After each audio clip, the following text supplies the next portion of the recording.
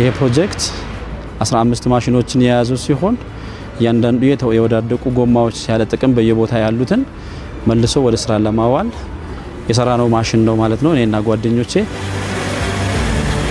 የህፃናት መዋያ እንደዚህም የእግረኞች መሻገሪያ ታይልሶች አሁን ደግሞ ሀገራችን ባለችበት የአስፋልት ለጅም ጊዜ እንዲቆይ ረበራይዝድ አስፋልትንም ለመጠቀም ለጥገናም ወጪ የሚቀንስ ዱራቢሊቲን የሚጨምር ያን ለዛም የሚሆን ግራኑሎችን የሚያመርት ማሽኖችን እየሰራ ነው ማለት ነው።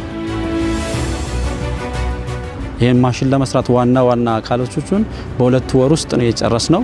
ስለዚህ ይሄን ኢምፖርት ሰብስቲዩት የሚያደርግ ፕሮዳክት ነው ማለት ነው። ዋና ፕሮዳክቶቹንም ደግሞ ቴስት አድርገናል።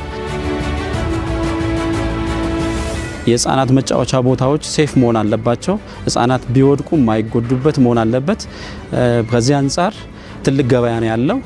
ስለዚህ እነኚህ ማሽኖች ቢባዙና በአገሪቱ ክፍሎች ላይ ቢዳረስ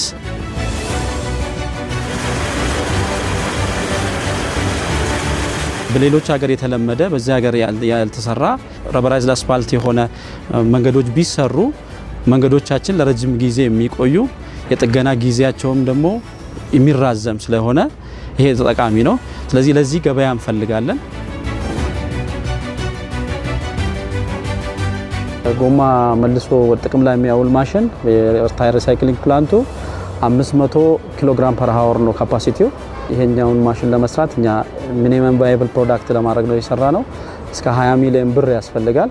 ስለዚህ በዶላር ቢሰላ እስከ $200,000 አካባቢ የኢምፖርት ሰብስቲዩት አድርገናል ማለት ነው። በዚህ ይሄን ካፓሲቲ ማሳደግ ይቻላል።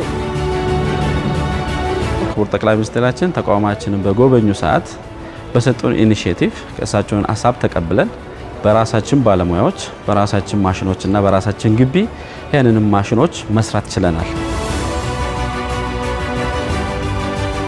ይሄው ፕራክቲካሊ ሰርተን ቴስት አድርገን አሳይተናል። ይሄ ኢኒሺዬቲቭ ከመጣ በኋላ ለአዋሬ የህፃናት መጫወቻ ቦታውን ሰርተናል።